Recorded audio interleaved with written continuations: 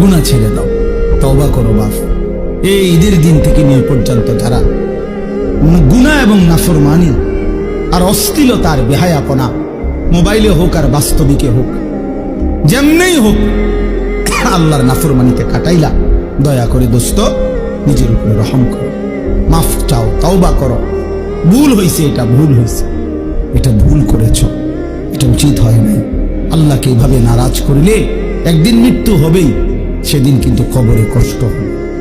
আর অব্যাহত গুনার কারণে বয়স্ক বাবা আপনাদেরকে বলি, খোদার কসম বাপ, যে সমাজে অশ্লীলতা বেহায়াপনা বেড়ে যায়, সেই সমাজে নিজেদের ঘরের কন্যা, নিজেদের ঘরের বোন, তাদের ইজ্জতের নিরাপত্তাও কমে যায়।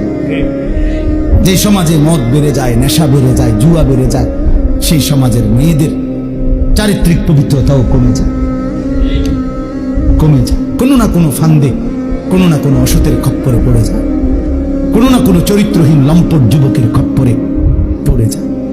একদিন চরিত্র আখলাক সব নষ্ট করে আখিরাতও বরবাদ হয়, দুনিয়াও বরবাদ হয়। এই জন্য নিজেদের পরিবারের পবিত্রতার জন্য একজন আরেকজনের চেষ্টা করা উচিত। যার যেদূর সাধ্য আছে এতটুকুর ভিতরে হলেও একজন আরেকজনকে, নিজের কন্যা, নিজের ছেলে, নিজের মেয়ে, অথবা যার যেটুকু সামর্থ্য আছে, এটুকুর আলোকে একে অপরকে গুনাহ থেকে ফিরাবার জন্য চেষ্টা করা উচিত। সবাই হাত পাও ছেড়ে দিলে আসমানের ফেরেশতা এসে ঠিক করবে। আমাদেরটা আমরাই চেষ্টা করতে হবে, আমাদেরটা আমরাই চেষ্টা করতে হবে। আল্লাহ আমাদেরকে তৌফিক দেন, আল্লাহ আমাদেরকে কবুল করেন। আজকে এই সংগঠন, এই মাহফিল আল্লাহ কবুল করে নেন।